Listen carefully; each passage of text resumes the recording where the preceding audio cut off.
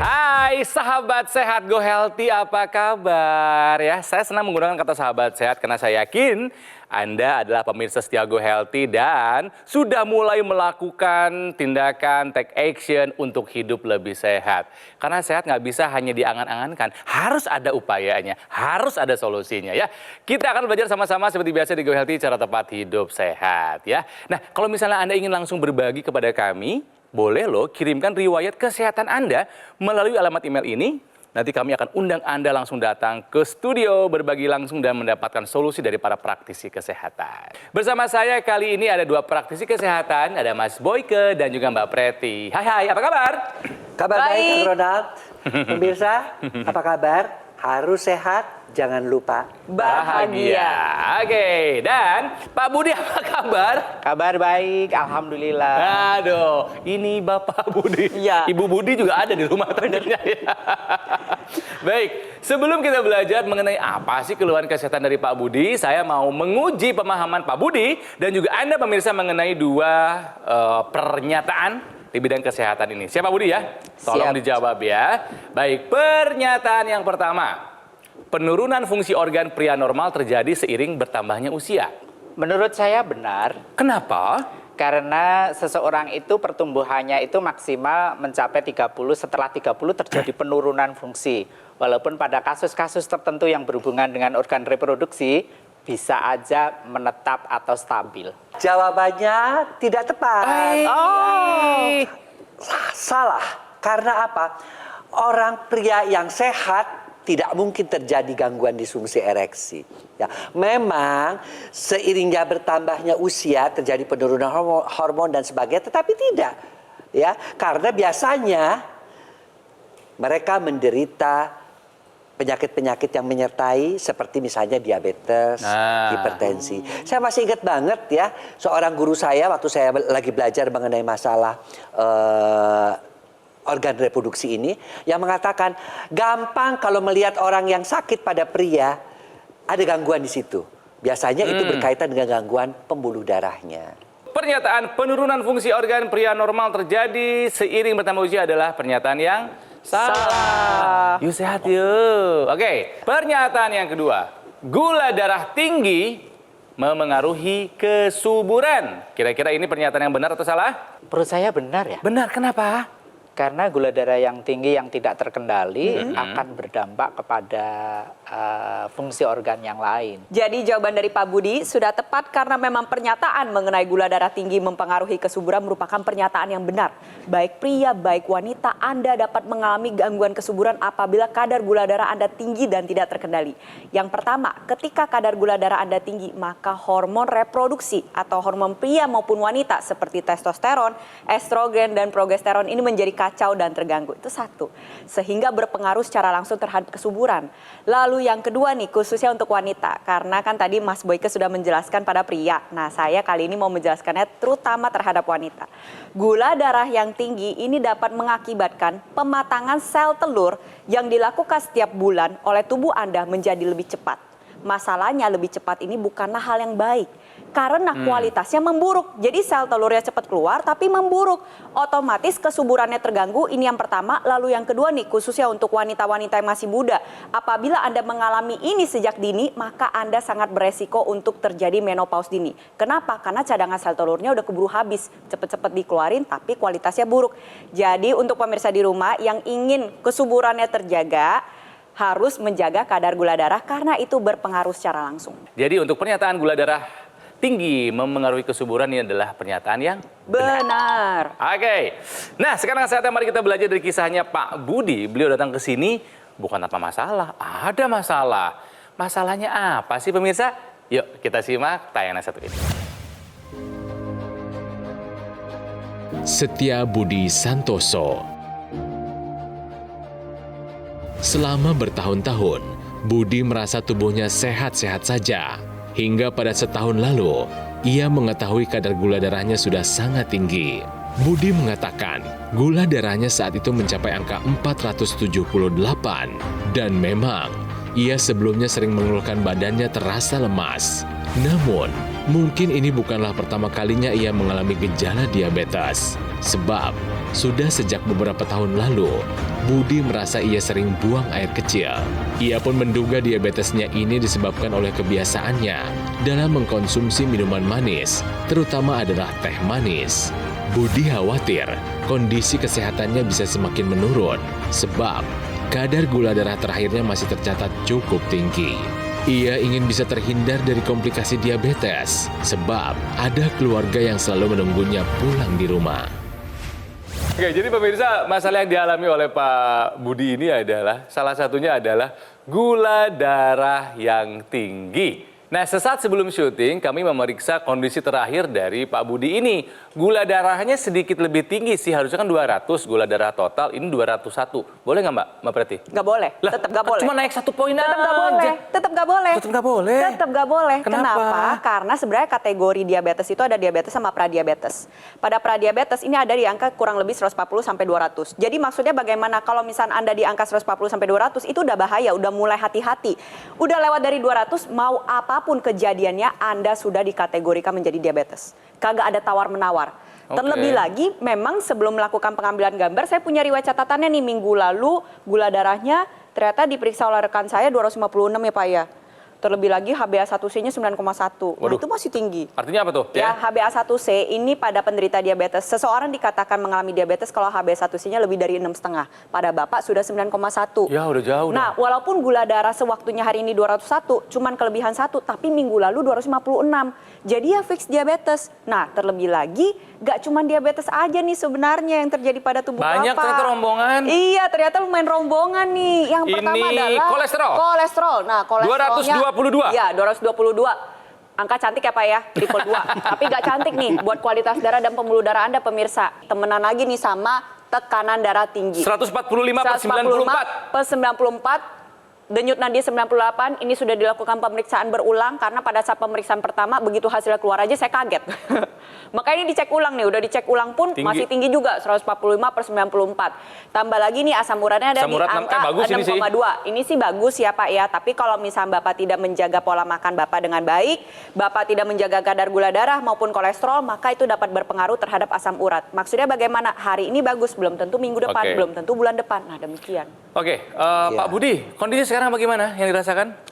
Kondisi saya yang saya rasakan tuh kadang saya merasa lelah gitu. Kalau Cepet dulu, capek ya? Iya, cepet capek. Kalau dulu enggak sih, misalnya saya menangani pasien beberapa gitu, nggak ada keluhan yang capek banget gitu. Sekarang sudah mulai kayak gitu. Jadi Pak Budi ini adalah seorang fisioterapis dan itu memang membutuhkan fisik yang prima. Betul sekali. Iya. Lah apa jadinya seorang fisioterapi fisiknya nggak prima gitu loh ya? Biasanya saya mau menangani pasien, lalu tutorial mahasiswa itu masih sehat-sehat aja, nggak ada rasa menguap ngantuk itu enggak. Sekarang itu beda sekali. Sudah mulai muncul ngantuk, bar ngajar ngantuk gitu. Kenapa? Kan pasti Bapak pengen tanya, kenapa? Karena gula yang beredar di dalam tubuh Bapak itu putar terus-menerus 24 jam. Dia tidak bisa diubah menjadi tenaga, jadi cepat lelah. Oleh karena itu, Bapak, selain Bapak harus menjalani pola hidup yang sehat, terutama pantang makan minum gula, tidur yang cukup, olahraga, manajemen stres, kontrol itu udah benar. Satu lagi dibantu sama teknologi khusus untuk mengatasi gula yang tinggi di dalam darah. Teknologi apa? Teknologi laser yang memang diciptakan untuk mengurangi kadar gula darah dan lemak di dalam darah dan juga membantu menurunkan tensi dengan memperbaiki kelenturan daripada pembuluh darah. Kemudian upaya Bapak apa nih untuk mengatasi masalah tadi? Upayanya memang saya ketika merasa belakangan ini ya, pertama kan dari umur 0 sampai 50-51 tahun nggak merasa bahwa diri saya diabetes. Merasanya sehat ya? Merasanya sehat, hanya belakangan kok terasa begini, lalu saya cek begitu. Nah, jadi untuk pemirsa di rumah yang udah tahu punya gejala-gejala yang mirip seperti Pak Budi ya, segera lakukan tindakan. Terapkan pilar pola hidup sehat, lakukan pemeriksaan kesehatan yang lengkap. Jadi jangan cek gula darahnya aja. Gula darah cek bagus, tapi tambah lagi dengan pemeriksaan HbA1c, lalu lengkapi semua upaya kesehatan Anda dengan menggunakan teknologi laser. Teknologi yang diciptakan khusus untuk kualitas darah dan pembuluh darah. Itu yang pertama, lalu yang kedua membantu mengendalikan kadar gula darah Anda. Dan terlebih lagi kita sama-sama belajar bahwa Dampak dari diabetes itu bisa mengganggu keseharian Anda. Bayangin kalau Anda mengalami diabetes dari sejak muda, berarti produktivitas Anda menurun. Kalau ingin produktif, ingin kerjanya semangat, ingin tetap aktif, gunakan teknologi laser sekarang juga. Jangan sampai diabetes, hipertensi, kolesterol tinggi berdampak pada kehidupan kita, apalagi pas tua nanti.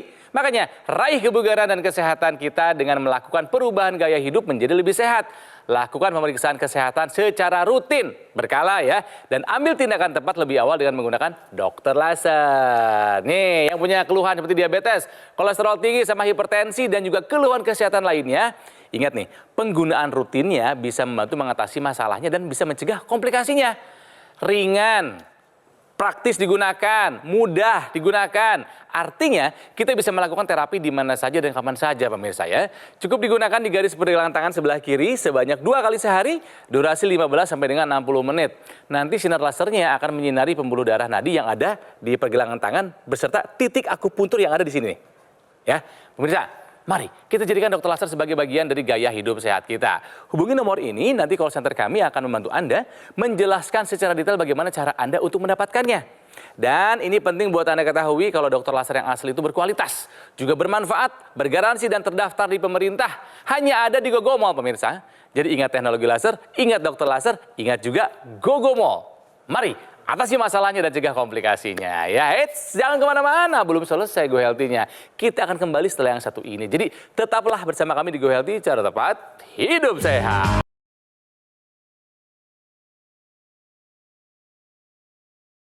Pemirsa, mari kita lanjutkan belajar dari kisahnya Pak Budi. Meskipun beliau ini bekerja di salah satu institusi kesehatan, tapi kondisi tubuhnya tidak dalam kesehatan yang baik, ya, karena punya gula darah yang tinggi. Pernah mencapai 256 minggu lalu katanya ya. Biasanya memang ini terkait dengan gaya hidup kita yang tidak sehat. Salah satunya penyumbang terbesar gula darah tinggi itu adalah makanan.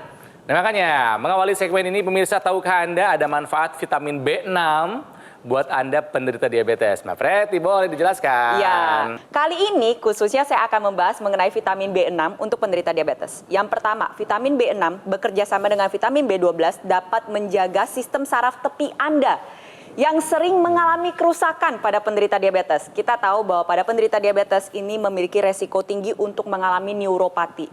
Kerusakan sistem saraf tepi. Dengan mengonsumsi makanan-makanan yang tinggi akan vitamin B12 dan B6 itu dapat membantu menjaga fungsi sistem saraf tepi Anda. Itu yang pertama. Lalu yang kedua, mencegah terjadinya proses glikasi. Nah, apa tuh proses glikasi?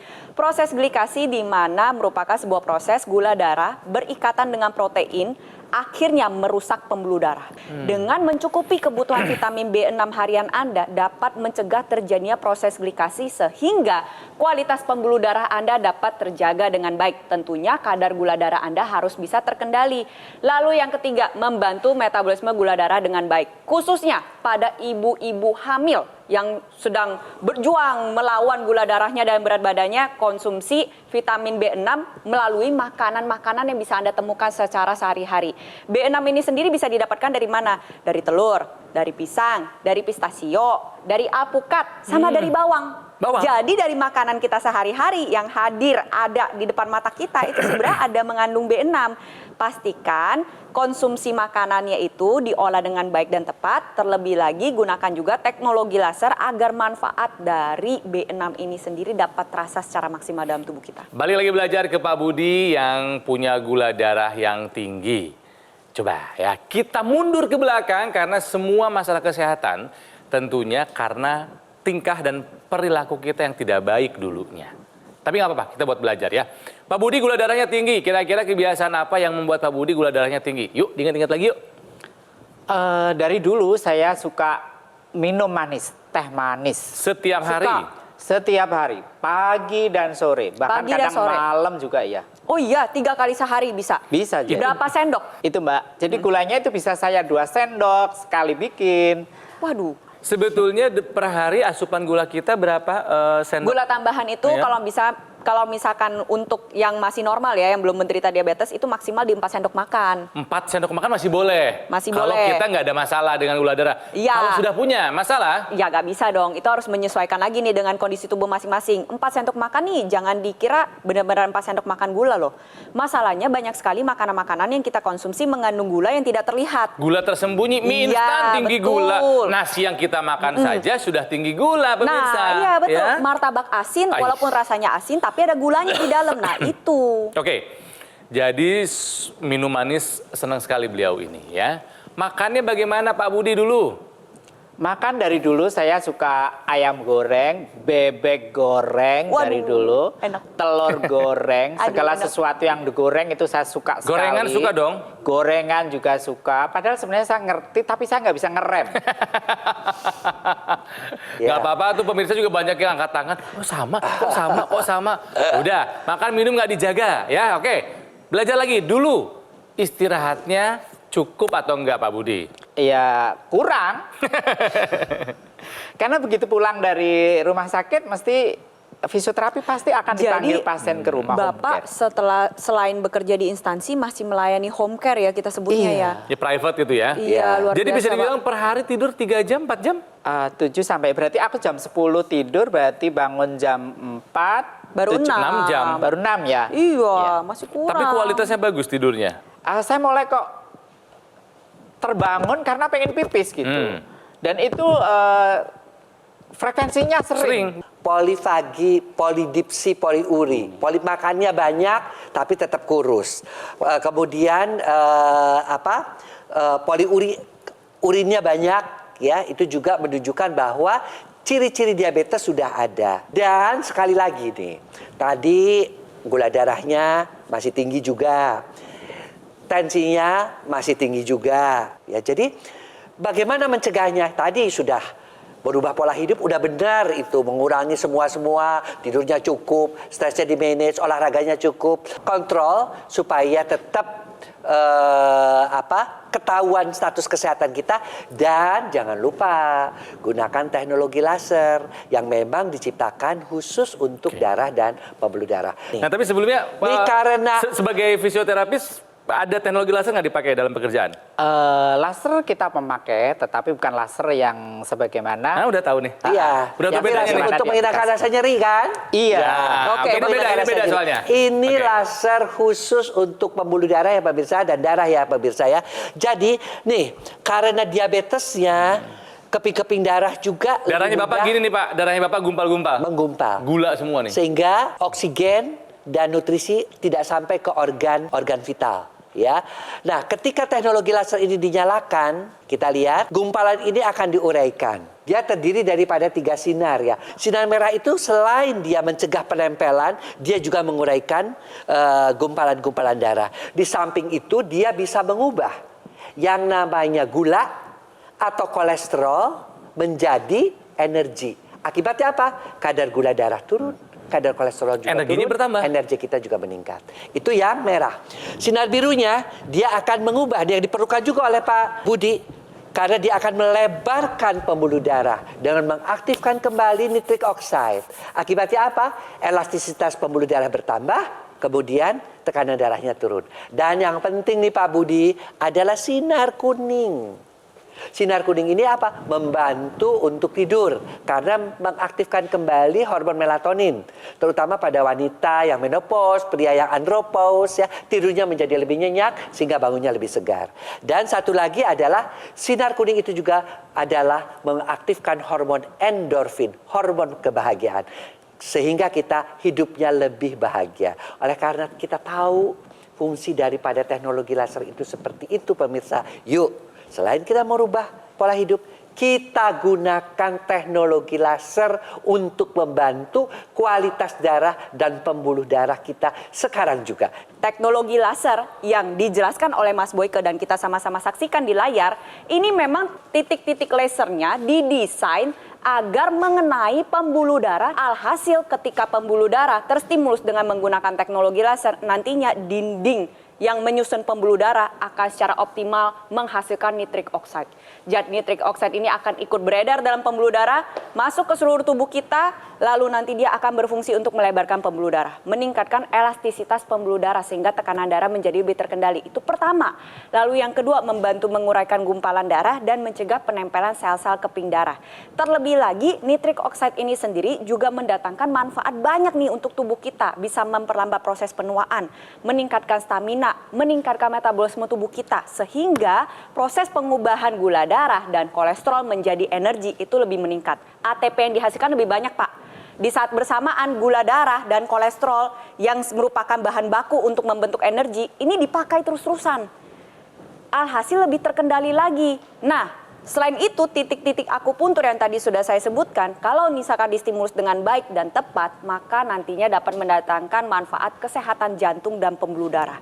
Banyak digunakan di bidang neuropsikiatri, kalau di studi-studi ilmiah. Jadi mendatangkan manfaat berupa ketenangan, relaksasi, membantu mengatasi kecemasan, membantu tidur Anda menjadi lelap. Nah, terlebih lagi ada ekstensinya nih. Ini, Pak. Ekstensinya bisa digunakan secara intranasal atau di dalam rongga hidung, yang berguna untuk memaksimalkan kembali manfaat-manfaat yang tadi sudah saya jelaskan, terutama di area kepala. Bisa Anda manfaatkan untuk yang mengalami sinusitis, vertigo, migrain, Insomnia. atau insomnia, sering sakit kepala berulang, atau yang masih sehat nih seperti saya, Mas Boyke, dan Kang Ronald, untuk menjaga fungsi daya pikir, kognitif, memori, dan juga indera-indera yang ada di area kepala.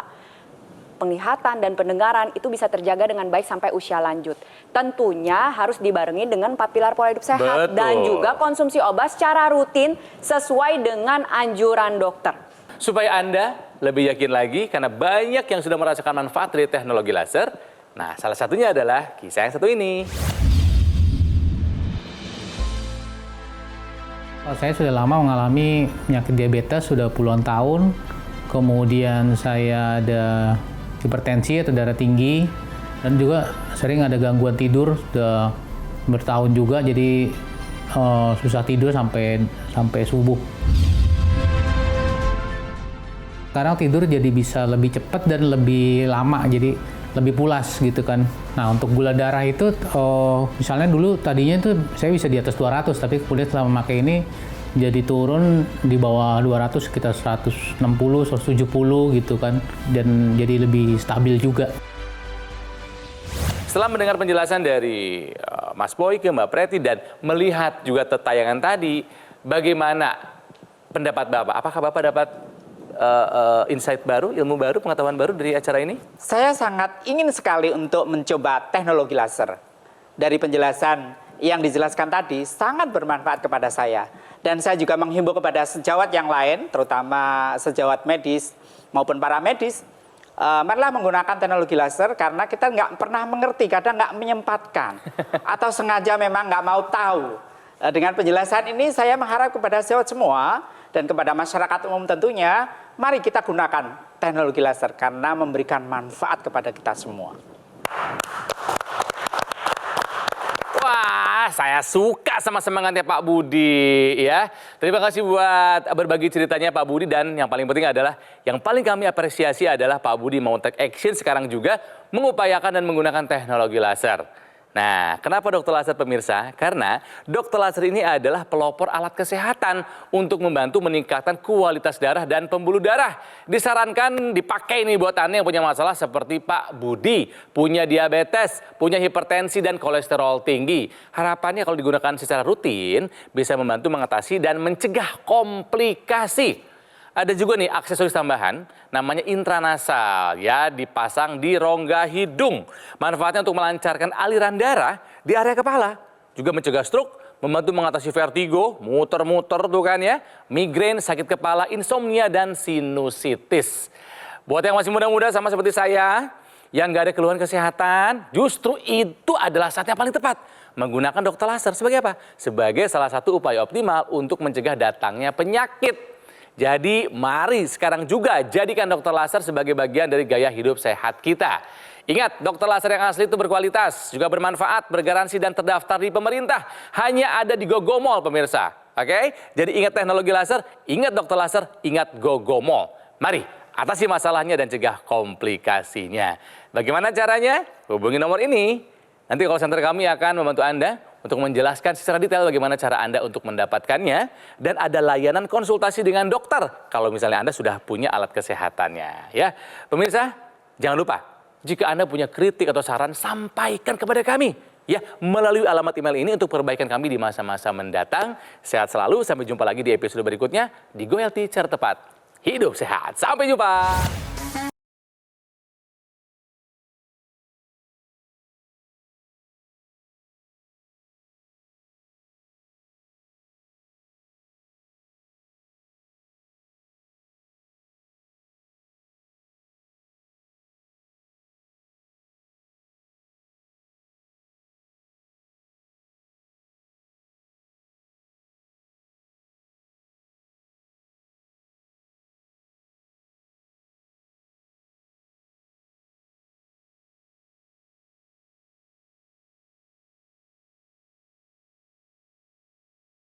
Jelajahi cara baru mendapatkan informasi. Download Metro TV Extend sekarang.